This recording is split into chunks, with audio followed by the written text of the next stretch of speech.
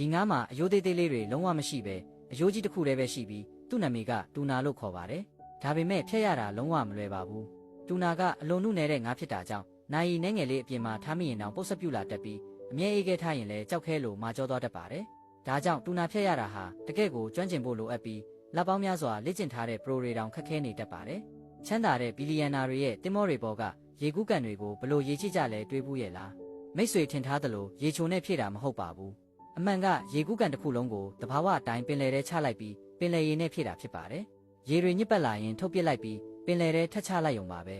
တာမန်တော့တွေကတော့ချောင်းတစ်ချောင်းနဲ့ဖွင့်လို့ရပေမဲ့ဒီတော့ကတော့မင်းကိုအလုတ်ရှုပ်စေမှာတေချာပါတယ်ဒါကိုဖွင့်ဖို့မတူညီတဲ့တော့၄ချောင်းထိလိုအပ်တာပါပထမဆုံးအောက်ဘက်ကဝက်ဥတော့ကိုပထမတော့နဲ့ဖွင့်ရပါမယ်ပြီးတော့၄ထောင်တော့ကိုလှည့်လိုက်တော့အပေါ်ဖုံးကျလာပါတယ်တတိယတော့ကိုထည့်ပြီးနောက်တစ်ခါလေးဖွင့်ရင်တောင်မပွင့်သေးပါဘူးနောက်ဆုံးဘေးကစတုတ်ထတ်တော့ကိုထည့်ပြီး၄ခါမြောက်လဲတဲ့ခါမှတော့ကအရှုံးပေးပြီးပွင့်သွားမှာဖြစ်ပါတယ်